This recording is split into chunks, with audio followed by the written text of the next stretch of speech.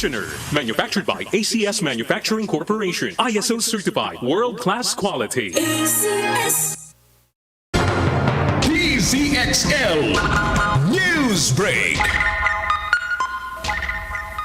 Magandang umaga mga kasama. Narito ng mga balita sa oras na ito. Mga bagong graduates na maabilidad bigyan ng tsansa sa gobyerno kahit hindi pa lisensyado. Ayon yan kina Lacson Soto Tandem. Kasama natin sa balitang yan si XL Radyoman 3 Silvestre Labay.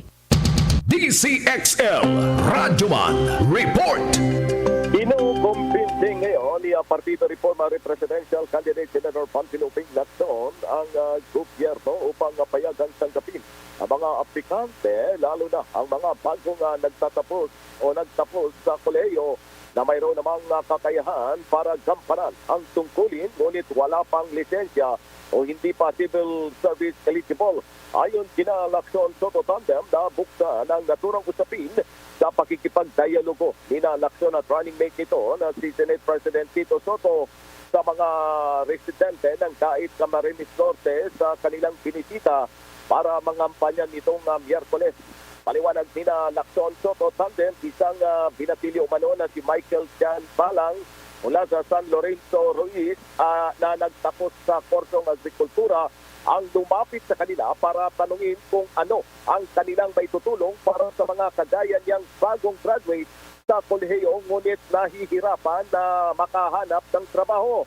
Sabi ni Lacson na uunawaan niyang maraming pangarap lalo na ang mga nagtapos ng pag-aral ngayong panahon ng pandemya ang hindi agad makamit dahil nga sa limitasyon dulot ng mga ipinatutupad na lockdown.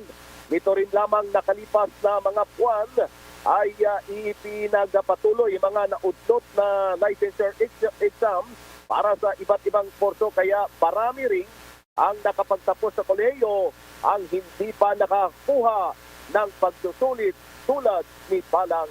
Kasama mo, kina Lacson Soto Tandem, Radyoman 3, Silvestre Labay, Tata Carmen, DZXL, 558.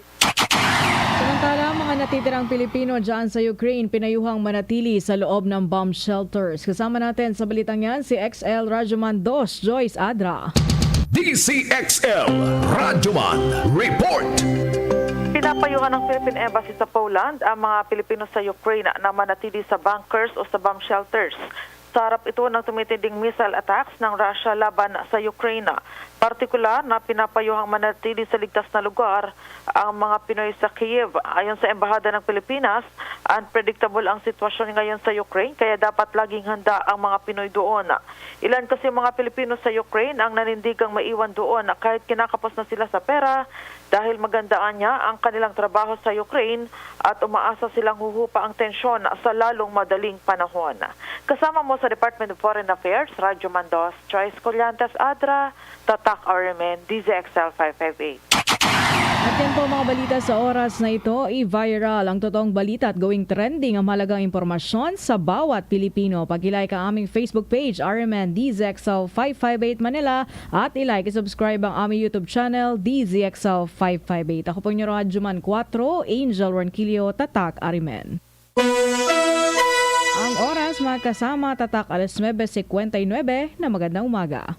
That time check was brought to you by ACS Manufacturing Corporation, ISO certified, world-class quality. ACS. That time check was brought to you by ACS Manufacturing Corporation, ISO certified, world-class quality. ACS. Samphon Plus Gold. Ako si Morito na namamaga ang aking atay. Sa loob ng 2 linggo na paggamit ko ng Samphon Plus Gold, nawala ang pamamaga sa aking atay. Maraming salamat sa Samphon Plus Gold. Samphon Plus Gold. Mas pinalakas, pinagaling, pinahusay. Samphon Plus Gold. Mabibili sa mga butika. Samphon Vitamin C, ang alkaline na vitamin C. Ako si Juliet. Lagi ako nagkaka-rashes dahil sa aking allergy. Nang sinubukan ko ang Santon Vitamin C, hindi na ako sinusumpong ng aking mga allergy. Santon Vitamin C, ang alkaline na vitamin C. Mabibili sa pinakamalapit na butika sa inyong lugar. Lumipas at magbago ang panahon. Iisa at nakatatak ang kauna-unahang himpilan sa paghahatid ng serbisyo publiko at balita. Ito ang Radio Mindanao. Mindanao Networks. Higit-6 na dekada sa paglilingkod sa masang Pilipino. Sa Metro Manila, ito ang DZXL 558 Radyo Trabaho, ang inyong gabay sa hanap buhay.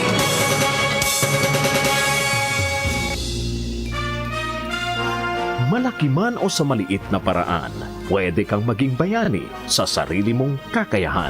Kwentong Bayani. Tunghayan ang mga storya ng bawat individual at organisasyon na siyang magbibigay ng inspirasyon sa mga komunidad, lipunan at sa bawat mamamayan. Kwentong Bayani. Kwentong Bayani. Kasama si Jojo Armenta at Radyoman Jenny Pahilanga sa Kwentong Bayani.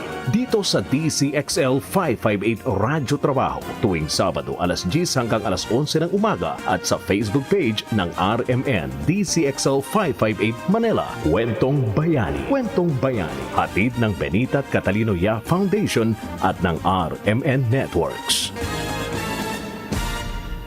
Kwentong Bayani. Kwentong Bayani.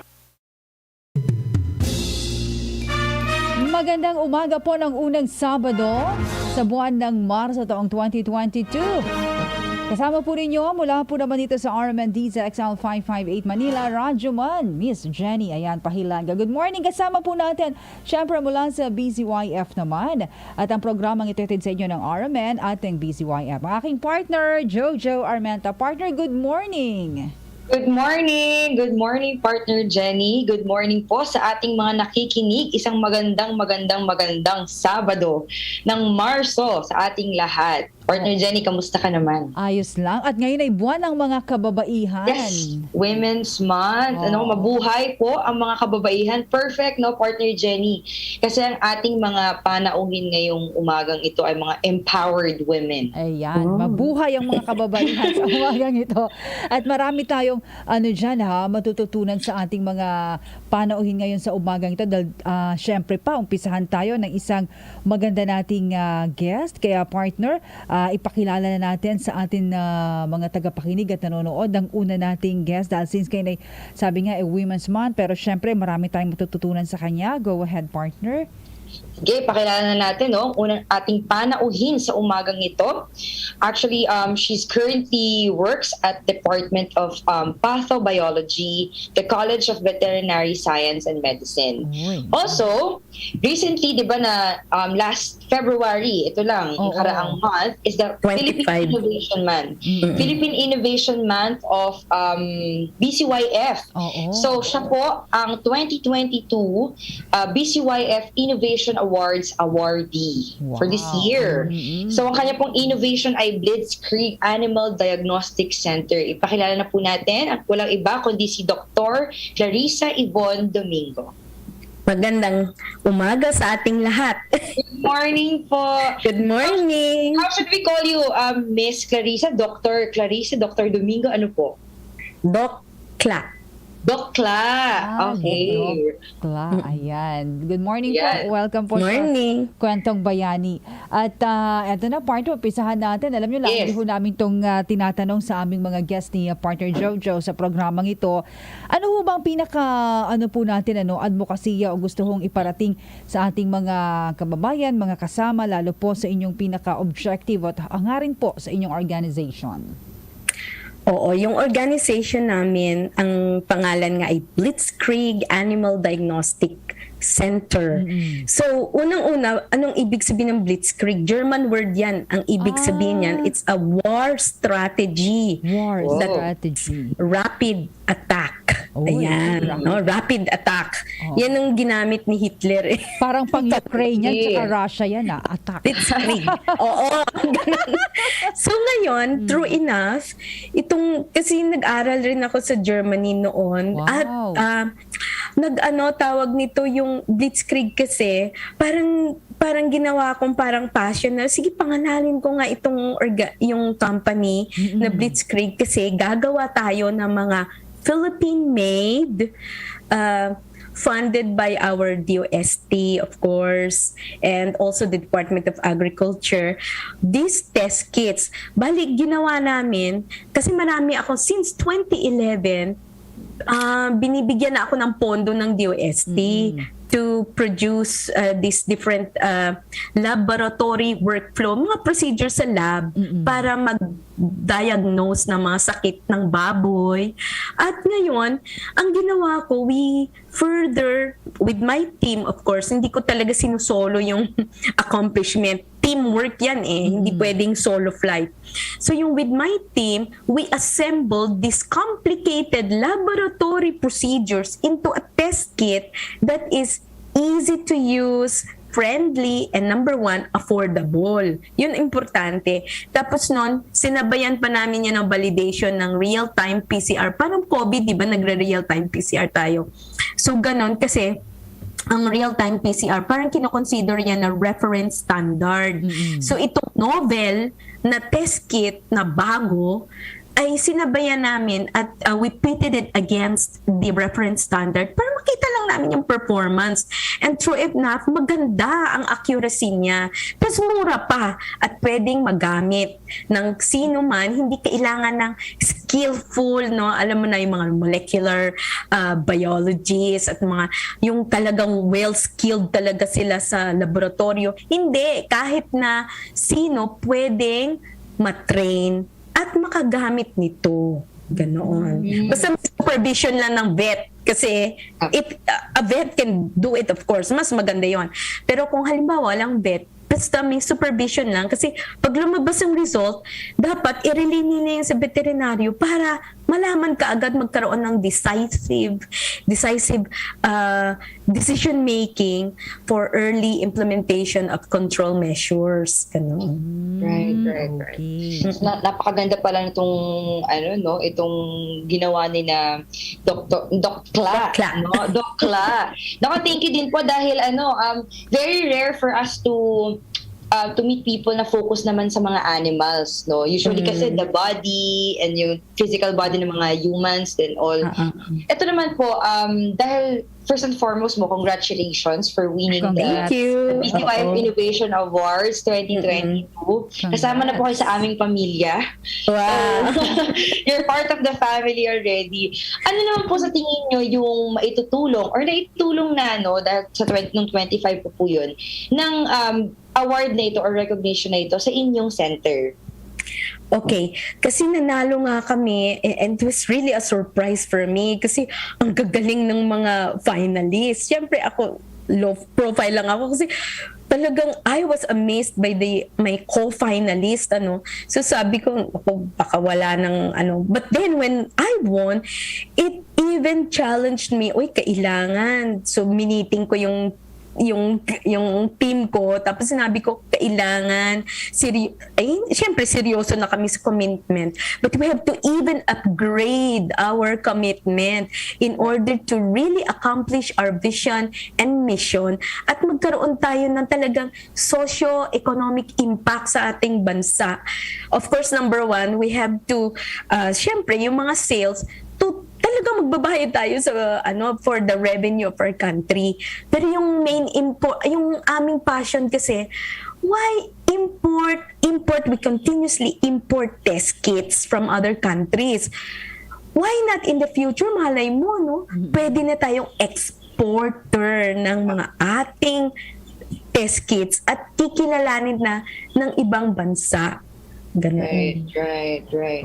So napakaganda talaga ng layunin, no? And I hope na naging parang magsi-step up din po yung buong team to really work hard, no, for this commitment of attaining the goals and values of your center.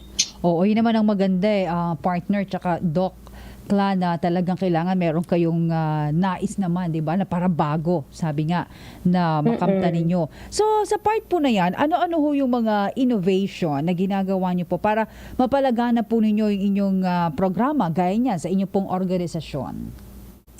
Okay, so yung innovation namin, unang-una, we have different test kits na na-produce since 2011. Mantakin mo ilang matagal taon na yan, na. 2022 na tayo. Matagal na pala, Doc. So, oo, marami na. After I finished my doctoral degree, yung PhD, no, ganon. Opo.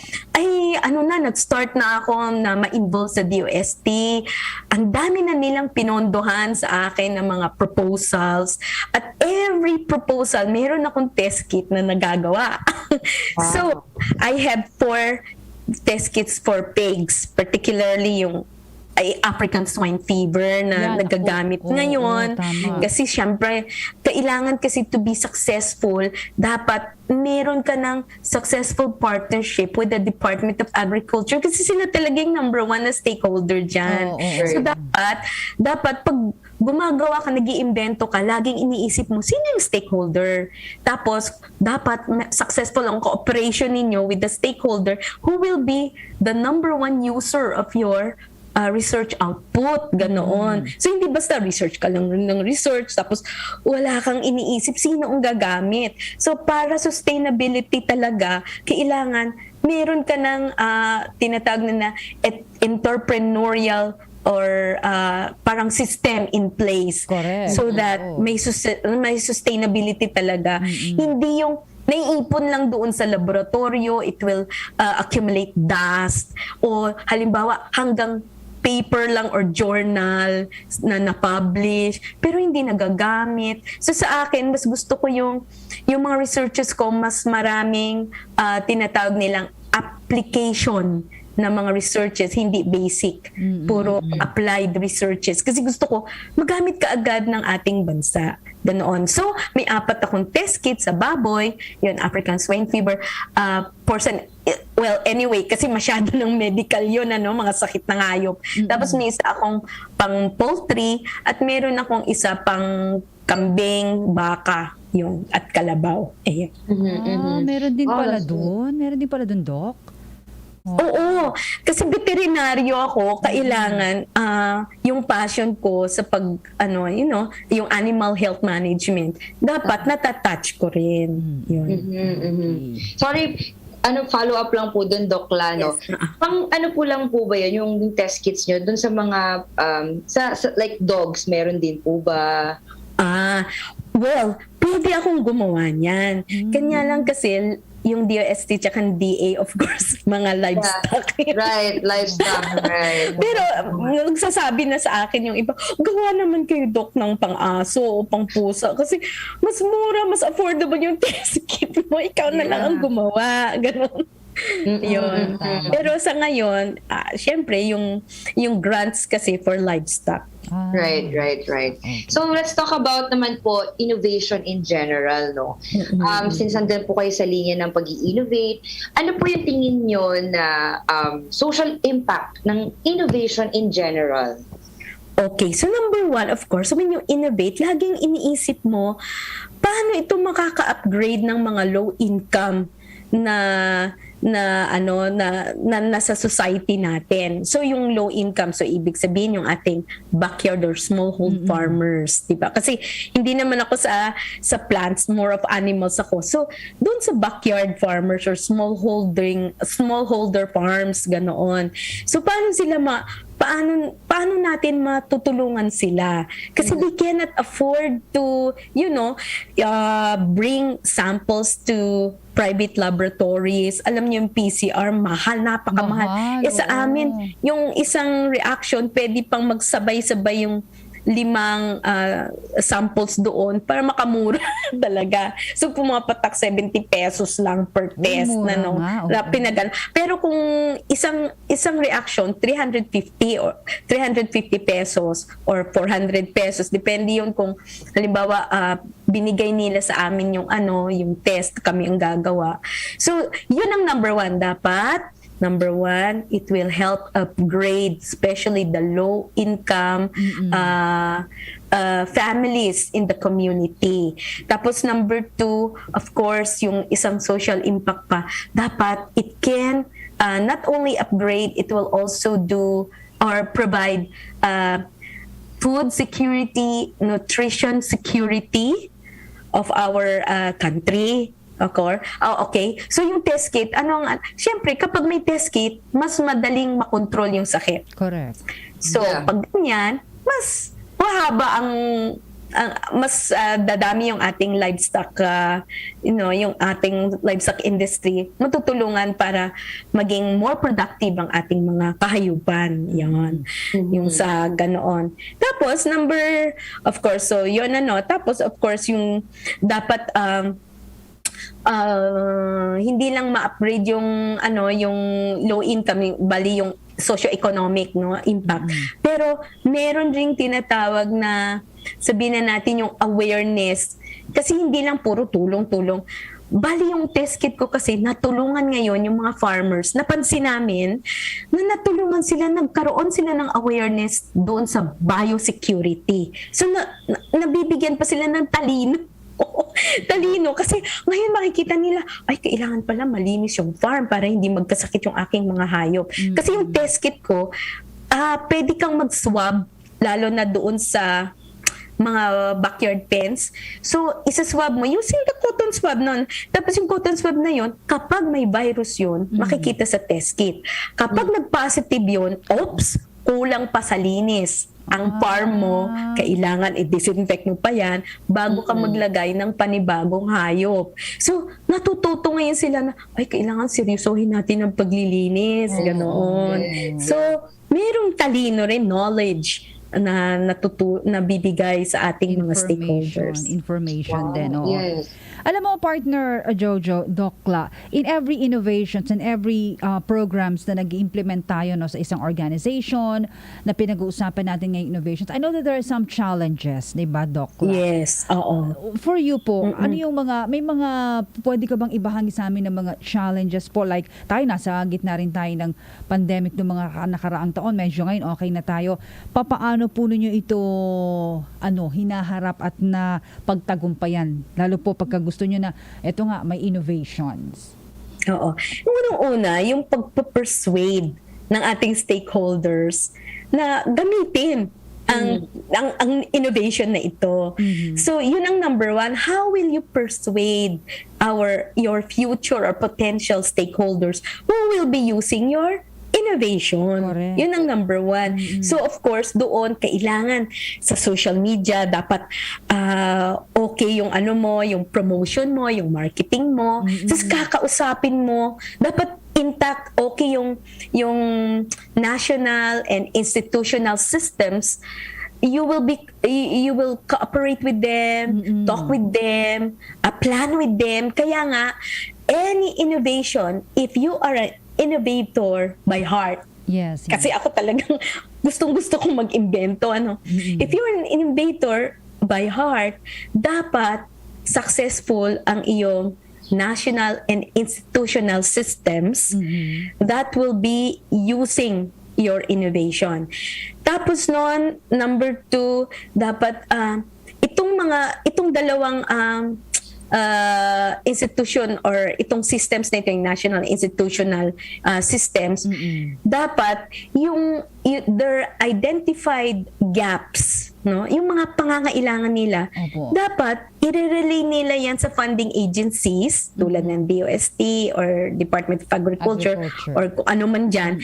Tapos noon, itong funding agencies, i-relay naman nila inviting the SUCs, State University and colleges, who will be the ones who will be doing the research. Kasi itong mga government labs natin, wala na silang panahon gumawa ng research kasi yan sila, service provider yan ng mga samples na binibigay ng ating livestock industry. So yung research, usually yung SUCs ang gagawa.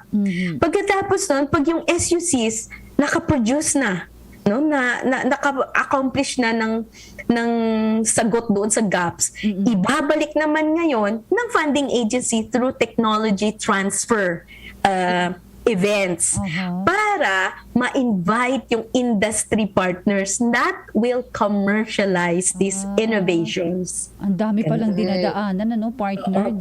Yan talaga ang dinaanan ko. Ay, ano nga po, Tawag ito, dahil ito, may follow-up question ako dun sa question ni partner Jenny, no? Kung meron lang naman po, Doc La, since we're talking about Women's Month, kayo bilang isang doktor na babae, meron po bang naging kumbaga challenge, no, for convincing agencies and stakeholders dahil kayo ay isang babae? Would there be challenges of persuading them kasi babae ako, hindi ako, as strong or as convincing as men in this kind of field? Meron po ba? Well, sa totoo lang, wala. Okay. Well, kasi alam nyo, maganda yung atmosphere, yung ng Philippines. Hindi tayo, I will not mention countries, na parang second lang yung babae, Hindi, pantay-pantay, maganda yung atmosphere ng ating yung ating bansa. Basta in order to persuade, dapat may science, may backup ka ng science. Yun talaga ang hahanapin nila. Kesyo sino ka pa, ganon, babae ka. No.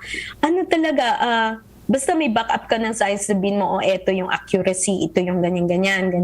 Na pumasa sa patent or pumasa sa, sabihin natin, validation ng FDA or Bureau of Animal Industry. Pag backup yan, wala na. Talagang hands up na sila, no? Yeah. That's good. Buti naman po, So, tanong ko na, partner Jenny, no? So, dahil po nabanggit na rin po, in general, our society is now thriving to innovate a lot of different products or different companies na nag-i-innovate to help the society at large. So ano naman po ang mapapayo nyo, Doc La, sa mga tao na gustong mag-innovate, katulad nyo ng panahon nagsisimula pa lang kayong mag-innovate, sabi niyo gustong-gusto nyo mag-invento. What can you say about these people who wants to innovate but they don't know how, they don't know when? So, ano pong masasabi niyo doon? Okay. So, as a newbie innovator, unang-una, kailangan updated ka sa mga research gaps na kailangan ng bansa natin. Katulad ng meron akong finalist, ang nila parang earthquake detector na early. Kasi, di ba? We are in the ring of fire, talagang puro. Kaya sabi ko, wow, ang galing naman ng invention. Parang ganun. So, dapat updated ka. You should be well-informed. Kung newbie innovator ka, dapat well-informed ka. Lagi kang nagsa-search ng pwedeng gaps na pwedeng pasukan ng iyong invention. Kasi kung nakatunganga ka lang sa langit, kung ano yung mahuhulog sa'yo, walang mangyayari. So, dapat kasi may impact yung innovation mo. Ganon. Yun ang number one. Tapos, dapat alamin mo rin habang nagde-design ka ng invention, dapat gumagawa ka na ng parang partners sa future mo na client, no? So you should know what the needs of your potential clients. Parang business, yan, parang marketing, di ba? So kailangan yung journey, yung meron kang client or customer journey journal na parang titingnan mo ano bang gusto ng kliyente. Katulad sa akin, mahirap mangolekta ng dugo sa baboy. Kasi alam niyo yung baboy, di ba? Maikli yung leeg niya. Hindi mo alam saan mo tutusok yung sa jugular vein or sa no? So, ngayon, sa akin, pwede sa pupo, no? Sa dumi, or pwede dito na lang sa tenga, may maliit na capillary dyan, para hindi invasive sa hayop. So dapat versatile. Versatile yung iyong innovation. So hindi nakaano lang sa isang dapat ganito lang, ganito. No, it should be versatile. Kasi kailangan, alam mo yung kailangan ng customer mo, yung client mo. Tapos nun, dapat mura, yung affordable. So dapat i-invento ka, you should be modifying kung ano yung nandyan na current na available. you should be able to modify it so to make it affordable. Correct. Mga ganun ba? Gusto pa Yun. naman ng mga Pinoy partner, dokla, mura. Oo, pero dapat accurate. Correct. I mean, mura pero okay, efficient. Oo. Kaya, i-announce mo na, Dok, kung saan pwede silang dyan, bisitahin ka sa iyong binabahagi sa amin. May social media po ba kayo na pwede naming puntahan para po malaman namin more of, syempre pa, yung innovation nyo dyan. Go ahead po. You can log in doon sa aming website sa www.blitzkriegandali.com. Tapos so yun, makikita na po ninyo yung mga achievements ng aming so madadagdag ko ngayon itong BCYF. Congrats. Yan ang latest na achievement ng Blitzkrieg. Ganun. So lahat ng test kit nandoon po. Okay. Facebook po, Dokla, meron kayo Facebook? Oo, yung Facebook, basta na lang po ninyo yung blitzkriegandali.com. Oo. Kasi, bakit may andali? Kasi, madali lang talaga yung test kit. Kaya, rapid, blitzkrieg yun. Tapos, andali, user-friendly, easy to use. Okay, alright. So, ayan, partner, maraming salamat po, Dokla, sa inyong pong babahagi sa amin ng isa na namang talagang punong-puno ng impormasyon. At sige po, advice or payo pa rin? Go ahead po, Doc. Okay, so, sa ating mga livestock farmers, wag po kayong manghina ng loob, lalo na ngayon sa may ASF tayo, yung African Swine Fever.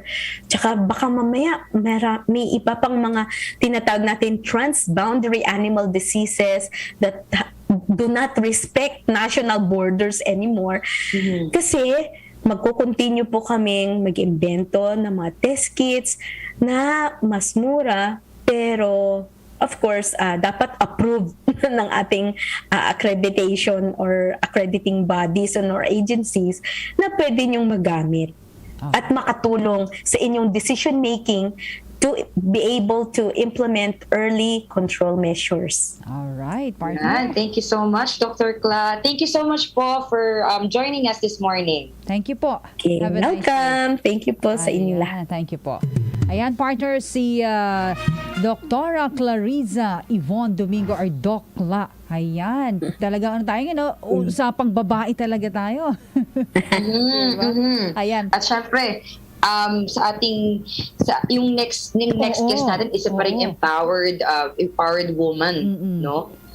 Kaya makakasama natin ngayong umaga. Kaya wag silang aalis, partner. Tutok lamang sa RMN DZXL 558 Manila at sa ating YouTube channel DZXL 558. So partner, yung ating pangalawang guest ay babalikan natin pagkalipas ng ating ilang mga paalaala. Babalik po agad ang programang Kwentong Bayani. Samsung Plus Herbal Capsule. Ako po si Angelica. May bukol po ako sa tuhod, kaya hirap po talaga ako maglakad. Nag-take ako ng Santon Plus araw-araw at isang buwan lang. Palit ang bukol ko. Epektibo talaga ang Santon Plus Herbal Capsule. Santon Plus. Mabibili sa mga butika. Santon Plus Coffee Mix. Ako si Lizette, isa akong diabetic patient, kaya medyo maraming bawal sa natito ang kape. Pero hindi ang Santon Plus Coffee Mix. Kakaiba to dahil ito ay may soya, munggay at santol na maganda sa kalusugan. Santon Plus Coffee Mix. Kape na, gamot pa. Mabibili sa mga butika. Starwax wax. Starwax wax. Always remember, sa paglinis, pakitabin ang sahig. Mrs. Starwax wax. Kitang na to the max. Starwax, ang #1 floor wax. May waterproof formula. Buhusan man ang tubig, balikin tabang sahig. Starwax wax. Kitang na to the max. Starwax Floor Wax, manufactured by ACS Manufacturing Corporation, ISO certified, world-class quality. ACS. Good news mula sa Department of Agriculture at PhilMec. Mag-apply at sumali sa FCA's Farmers Cooperative Associations at pwede ka nang makinabang sa programang RCEP Mechanization Program na naglalayong tulungan ng mga magsasaka na makatanggap ng mga makinaryang pansaka. Dahil sa mga makinaryang yan, maaasahan ng magandang ani at kita. Para sa karagdagang impormasyon, makipag-ugnayan sa tanggapan ng PhilMec o Facebook page nito. Basta RCEP Machinery Distribution sa PhilMec yan. Aarangkada ang magsasaka sa tamang makinarya. Sa Metro Manila, DZXL. Radyo Trabaho. DZXL. Ang tunay na gabay sa hanap buhay. Kwentong Bayani. Kwentong Bayani. Kasama si Jojo Armenta at Radyoman Jenny Pahilanga sa Kwentong Bayani. Oras natin sa buong kapuluan mga kasama, 30 minuto na po makalipas sa 10:00 ng umaga. Kwentong Bayani, kasama pa rin ninyong Radyoman Jenny at si partner Jojo. Partner, eto babae na naman, di ba? Yes. Dahil bonggang-bonggang ating pagsalubong sa March Women's Month. Isa na namang empowered woman ang ating guest for this the morning. So pakilala ko na partner Jenny, no? She's a social impact professional based in Hong Kong. Actually, she's also a former BCYF volunteer way back in 2015 or 14, I believe, no? And she's also the project consultant for Fair Employment Agency. Ang ating po makakasama, pangalawang panauhin sa umagang ito, si Miss Kathleen Largo. Hi, Kath!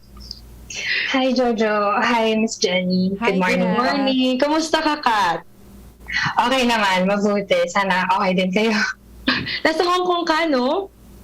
Teka muna. For the past year na. 1 year na po. Partner, teka, makimarites muna tayo dyan. Oo nga eh. Kamusta sa Hong Kong, Miss Kat? Mataas na po yung cases namin. So, I'm sure familiar po kayo. Close naman yung borders. Mahirap makarating yung mga Filipinos. Or kahit din po ako, hindi pa ako nakaka-uwi in 2 years. Magta 2 years na. So, pero okay naman po. Restrictions, safe naman yung mga tao. So, hindi naman sila masyadong matigas ang ulo. Okay, thank you. That's good. Sige, Kat, kasi we want to know more about what you do and about dun sa organization mo. Can you share more to us about what you're doing in Fair Employment Agency? Yes, thank you again, Jojo, for inviting me. Bale, ang work ko po at Fair Employment Agency is I'm one of the consultants, and in this work I help the agency achieve their goals. Pero to also give you background on what the agency does, we got started because we saw a better way of hiring domestic helpers. So in Hong Kong, majority of the Filipino women are domestic helpers, and we saw that a lot of them are being exploited. And we did the market study, and we found out that we can solve this problem. So it's a very solvable issue, and we only needed to remove worker placement fees. So ito po yung binabayaran ng mga potential o yung mga gustong mag-apply bilang domestic helper sa mga agency. So tinanggal po namin yun. Why? Because we thought that this was unfair. Kaya po, yung pangalan namin, Fair Employment Agency. And nalaman namin, nagulat kami na sa mga employment agencies in Hong Kong, hindi pala siya common. So, ang industry standard ay mag-charge ng placement fees sa worker. So, that's the main objective of our agency. It is to be fair to the workers and employers by zero placement fees, so we don't charge anything. And the way we operate is a social business, so we're non-profit. And I think this is an important aspect when we advocate for ethical recruitment. And so yun po yung pinaka-gist kung bakit po namin pinapatakbo ng non-profit ang isang employment agency. Okay. Ito, Miss Kath, sa palagay mo, no, ano ang impact o dating ng inyong organisasyon, itong Fair Employment Agency, sa buhay na ating mga kababaihan, lalo na we're talking about nga yung mga OFWs natin dyan o mga kasama natin dyan na nagtatrabaho? Pinaka-direct impact po namin is to give this alternative. So, marami pong agencies in Hong Kong. Nag-iisa lang kami na hindi nag-charge. I think marami na rin po yung, meron pong batas sa Hong Kong na hindi pwedeng mag-charge ang employment agency above 10% ng monthly salary ng worker. So, for example po, kung ang minimum allowable wage ng isang worker ay 4,630 Hong Kong dollars. That's more or less 30,000 pesos po. Hindi dapat aangat ng 3,000 pesos yung gagastusin ng worker. So yung gastos po na to siguro sa mga fees, yung mga, syempre mayroong nagre-recruit, mayroong nagmamatch ng mga employer saka sa worker. So hanggang dun lang po yung nasa batas. Pero marami pa rin pong mga research na lumalabas galing na rin sa mga worker themselves na ang mahal-mahal or ang dami nilang ginagastos. At kapag may babayaran po pero wala kang trabaho, saan po kukunin yun? Di mangungutang ka. Oo, tama. So ito po yung parang direct impact namin sa mga kababaihan dahil alam namin na naghahanap ka nga ng trabaho, bakit kailangan mong magbayad para lang makakuha ng trabaho? Yeah. So ito po yung parang main mission din namin in the long run is to end forced labor. Forced labor po we see is a result of debt bondage or yung financial burden dahil sa laki ng utang na accumulate, diba? Dahil lalo po ngayon medyo hirap kaming mag-deploy ng workers from the Philippines dahil na rin sa mga flight ban. Nagdadagdag pa po yung mga utang. Kaya yung tingin po namin sa problema to beyond the actual placement lang or matching, it's really to give our workers an alternative choice. Because of Right. So, Kat, meron ba ditong cooperation yung embahada ng Philippines dyan sa Hong Kong? Meron tayong mga batas na pina-follow. Actually, ang employment agencies in Hong Kong, we have a code of practice. So, if there are, some of the listeners are workers or they have family members who share a similar experience, pwede pong i-report yan sa consulate or sa embassy, tsaka po sa labor departments in Hong Kong. Dahil batas po talaga na may limit lang yung pwedeng singilin ng employment agencies. So, ang impact din po nun sa business namin is ang nagsho-shoulder po ng expenses ay yung employer, which we think should be the case. So among employment agencies, parang dumalabas premium po kami kasi yung employers na willing magbayad at a higher cost for the workers is yung mga employers na talagang believe din po in the model of ethical recruitment. So in that way, na-filter din po namin. I'm sure nababalitaan niyo din po yung mga helper abuse, yung mga exploitation, yung mga domestic na kaso na talagang yun yung nababalita even in Hong Kong. So by removing placement fees, charging employers that premium price, namamatch po namin sila for a longer term employment. And nafe-filter po namin yung talagang mga ethical employers din po. Okay. Sige, partner. So, since we're talking about innovation, as I mentioned to you, ano yung mga innovations na ginagawa nyo in your organization or in your agency that could help the program to be implemented efficiently and effectively? So, for the innovations, I could think of two ways po. So, sa amin, gusto namin i-professionalize yung worker. So, yung mga OFW na aming na-place sa mga employers. Pati na rin po yung agency namin in the industry, like I mentioned. Hindi po siya as professional, hindi rin standard yung nagagawa. So, yung una po for the professional worker, one of the ways we innovate is we actually have a training center in the Philippines. It's called Fair Training Center. So it's part of the Fair group of companies. In the training center, hindi rin po kami nag-charge dun sa mga workers na maha-hire. So ikasama na po siya dun sa binabayaran ng employer. But we saw na yung training po kasi na nakukuha ng mga kababaihan or yung mga workers na gustong magpuntang Hong Kong, hindi po siya standard. So ang TESDA, meron pong certification na required para para makapunta dito yung mga workers. Pero it's a piece of paper. So hindi po natin alam kung hanggang saan ba yung training, kung talaga bang natututo or nahahanda yung mga kababayan natin para sa life abroad. So yun po yung isang innovation na nakita natin, to reduce the number of terminations. So like we mentioned po, we wanted longer employment. So ayaw namin na, okay, basta na-hire ka, ayaw na, okay na kami, di ba? Hindi po. Pero gusto namin talagang we set you up for success. And ito pong training is hinahanda po namin not just in cooking or cleaning. Kumbaga talagang yung financial literacy o kung tsaka po yung culture na rin dahil ibang-iba ang culture dito sa Hong Kong dun sa kinalakihan natin sa Pilipinas.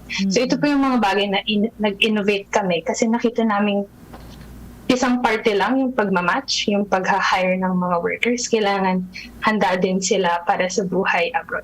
Tapos yung pangalawang innovation po is our agency. So, nagko-compete din kami, kumbaga sa mga other agencies in Hong Kong dahil gusto namin kami yung piliin ng mga Filipino workers. Pero ngayon po dahil nag-pandemic din, hirap kaming mag-interview ng mga workers. So one of the ways we innovated is nag-introduce kami ng video interviews. At actually nga po, mas naging successful, mas efficient yung time. Kasi Facebook lang, tatawagan lang namin sila. 30 minutes, okay na. Hindi na nila kailangang mag-travel. I'm talking po about those workers that are already in Hong Kong who want to shift who move to another agency. So, hindi na nila kailangang umalis ng bahay, for example. They don't need to take extra time of 30 minutes video interview. Okay na, pwede na silang masama dun sa talent pool namin. So, ito po yung nakita namin, pwede pala, hindi naman ganun kahirap. Dahil sanay na rin tayo mag-Facebook video call. So, ito yung dalawa sa mga nakita po namin innovations for our workers and then for our agency and how we implement our processes. Less gastos pa, Miss Kat. Tama po. Okay. Ano po ang ginagawa ng Fair Employment Agency? Ayan. Para maisagawa po at maisakatuparan yung sinasabi nating innovations, yung mga sinabi po ninyo, at ma-improve pa po yung pagpapatupad sa inyong mga programa, yung mga ginagawa po ninyo innovations. Yung related po sa Fair Training Center that I mentioned is we do a lot of research. May mga video trainings din po kami. Ito po yung mga maliliit na bagay sa tingin natin hindi malaki yung impact pero talagang nakakatulong. Malaki yung impact kapag yung pagtingin natin sa isang proseso is from the perspective of yung user natin or yung customer, for example. Para sa amin, yung mga trainees o kaya yung mga staff din namin kung paano sila mas madaling magawa yung trabaho nila. Parang, to put it simply po. Some of our other ways na aming ginagawa po ngayon in the agency side dito sa Hong Kong is nag-introduce din po kami ng 4-day work week, kung narinig nyo na po yun. Okay. So 9 to 6 ang aming schedule, 5 days a week. Ito po yung traditional. Pero nagbawas po kami ng isang araw. Medyo counter-intuitive siya dahil di ba ang dami nyung ginagawa ngayon dahil pandemic, ba't magbabawas pa kayo ng isang araw? Pero sa amin po, isang dahilan is we wanted to stay competitive when our staff is burnt out. They're stressed po. Lahat naman ng pandemic, hindi lang naapektuhan ay isang pamilya o yung mga customer natin. Lahat din po tayo. So we wanted to show and give that opportunity for 1 day or like a 3rd day off. So 4 days nagtatrabaho, 3rd day off para magpahinga or ma-refresh din po na hindi nag-iisip ng kanilang trabaho. Pero same din po yung pay. So hindi kami nagkaltas sa sweldo. So this is one of the bigger movements that's happening around the world if you hear about this po, 4-day work week.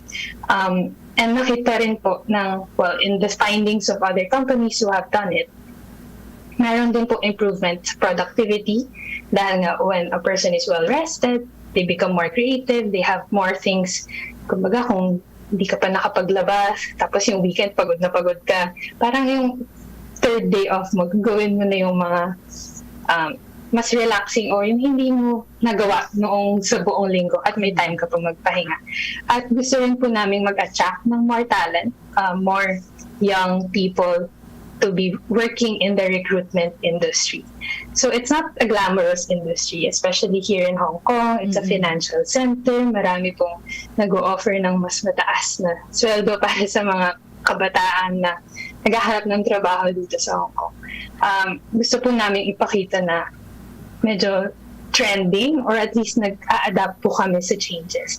And when a young organization such as Fair Employment Agency, when we show them that we're adaptive and that we are open to these new ideas, it shows that we innovate. And I think the young people po that, has the energy, gets attracted to work on social missions such as what we do in our organization, they deserve to be also given that opportunity to innovate along with any company that they wish to work for.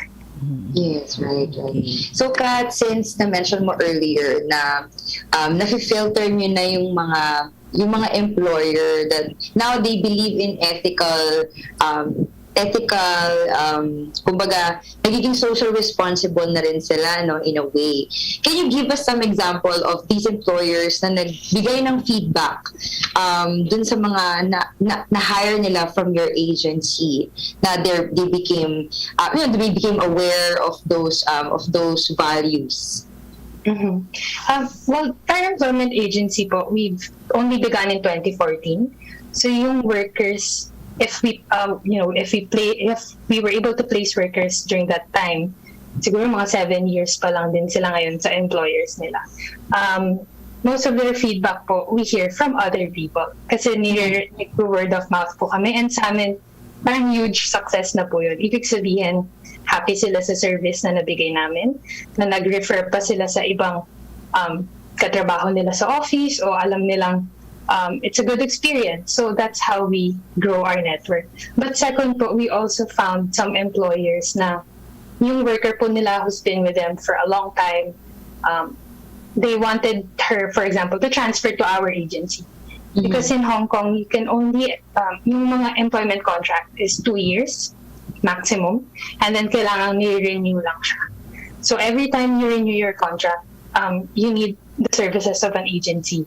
Some of the employers can do it themselves if they have time, pero minsan kasi mas required din po yung help ng agency for insurance, like all the other mga legal stuff na rin na kailangan ng worker. So these two things, ito po yung mga feedback na feeling namin naniniwala sila sa impact ng aming model, and I think we are able to transform the industry just by innovating, just by removing the zero placement fees. Ang dami nang nangyari in the market and in the employers' mindsets. Right. So follow-up question ko lang, no? Since alam natin na Hong Kong, madami dyan talaga na yung communities of Filipino domestic helpers. Meron bang mga programa yung agency nyo to help the welfare of these community, Filipino communities, especially mga kababaihan dyan sa Hong Kong? So, meron. So, thanks, Jojo, for asking that. Because one of the things then, when I joined the agency, it's what sets us apart from other agencies is our post-deployment service. So, ito po yung tinatawag parang customer care or customer support. So, once po may ma-place kami, may worker na nag-start ng employment niya, hindi po natatapos dun yung service namin. So, meron po kaming listahan ng mga na-deploy. Meron din nga po kaming Facebook group ng mga deployed workers namin kung saan nagsishare pa kami ng mga stories o kaya mga balita, lalo po ngayon for COVID-19, ang daming hindi klaro na news or meron din fake news. So ito po yung nagiging source ng parang isang source of truth for our workers. And this deployment, post-deployment service, it extends po. So, first month, we give them parang follow-up o kumusta na. Second, third month, ano yung mga improvements. And so this is in the worker side until 1 year, 2 years. We also remind employers when yung visa ng kanilang worker, it's expiring. So these are mga, sa amin po, trabaho ng isang ethical agency. Kailangan sinusundan din namin kasi habang yung yung worker ay nasa agency namin, protektahan namin o kailangan subaybayan namin. And then on the other side din po is our employer management. So some of our employers are young people, maybe my age, a little bit older than us, Jojo, who's first time hiring a worker and they don't know how to be a boss or how to manage people. So this is also one way we decided to set ourselves apart, and we innovate by giving them guidelines, giving them tips, always leaving our numbers for them to call so that if they have questions or any concerns, they can call us anytime. And also in our website, which later I can share the link, is meron din kaming get answers page. So yung mga frequently asked questions, pwedeng hanapin na lang doon. Over the years, naka-accumulate na kami na ang daming questions. Kaya ito yung isang mahalaga sa pagiging ethical social business and ethical recruitment agency that we think other agencies are not doing. Okay. So, naku, sarap ng kwento sa atin ni Miss Kathleen. Miss Kat, ito, ano ang iyong payo doon sa mga gustong, yung mga kababayan natin, mga nakikinig na mga kababaihan katulad natin na gustong, sabi nga, mag-innovate, paano ba sila at kailan sila pwedeng mag-umpisa? Payo mo, Miss Kat. Since it's Women's Month po, I want to give tribute to you both and all the listeners po. Yung advice ko, yung mabibigay ko from my experience, yung innovate na pinag-usapan natin, parang important skill talaga siya. Pero I would also add yung word na improvise. Parang sa ating, in the Filipino language, yung diskarte. Siguro yun yung isang mahalagang tip na nakuha ko rin from not just women in my life but from my parents who have shown me different ways. Paano ka ma-diskarte? Kung may problema, kailangan diskartehan. Para kung ito yung isang trait ng pag-i-innovate in anything, mabot sa bahay man or sa trabaho, may kanya-kanya po tayong paraan, pero kung paano tayo matuto, para tayo makinig sa ibang tao. Parang ito po yung isang pinakamahalagang sa akin, innovation. It doesn't need to be big. It doesn't need to be impacting 10,000 people, as long as we see a direct impact to a few people, but it changes their lives. I think that's enough for innovation to be important enough for our society in general. Right. Well said. Okay, Kat, so if you want to invite people to like your social media pages and visit your website, go ahead. Yes, so we have our website. It's www.fairagency.org. There you'll find links to all our other companies who's also following this fair employment model. On Facebook, we also have the same name. And then on Instagram, if you wanted to also know po yung staff naman namin. So we really pride ourselves about the young energy of our staff. It's life at FEA on Instagram. So dito, it's more about naman, sino ba yung nagpapatakbo nitong agency? So this is one way we attract also our clients. Kasi when they see that, it's these young people who care so much about the workers and all the employers, I think it adds a little bit of, innovation. Not many people can brag about Instagram on their pages. Okay. Thank you, Miss Kat. Have a nice day. Thank you, Kat. Have a great day. Thank you. Jenny. Bye-bye. Bye-bye. Thank you. Yan po naman si Miss Kathleen Largo, project consultant partner ng Fair Employment Agency. At sa next Saturday, ano naman ang aabangan pa rin sa ating partner at meron ka bang special announcement bago tayo magpaalam? Go ahead. Yes, so April so this month po, since we're talking about women, so we're going to invite more empowered women, to inspire people. And then April kasi is Technology Month, partner. So we're also going to integrate people from tech world, tech startups, tech businesses, who's doing also different social impact in the world of tech. Kasi in preparation for the Tech Month on April. So, abangan niyo po yan ang ating mga guests for the succeeding Saturdays of March. And continue pong i-like ang aming Facebook page, Benita and Catalina Foundation or BCY Foundation. And also visit our website, www.bcyfoundation.org. Okay, partner, paalam na tayo. Bisitahin din po ninyo Armenta DZXL 558 Manila at sa aming YouTube channel DZXL 558. I-like at i-share nyo po ang programang Kwentong Bayani. Paalam na tayo, partner. Yes, so maraming salamat po sa ating mga guests, kay Doc La, kay Kat Largo, salamat po, based in Hong Kong pa yan ha, all the way from Hong Kong. Thank you so much for being with us this morning as we enter the Women's Month. Salamat po at sa mga nakikinig sa ating radyo and also Facebook and YouTube live stream. Thank you so much for continuously supporting Kwentong Bayani. I am Jojo Armenta. At ako naman po, Radyo Man Jenny Pahilanga hanggang sa susunod na Sabado, alas 10 hanggang alas 11 ng umaga ang programang Kwentong Bayani.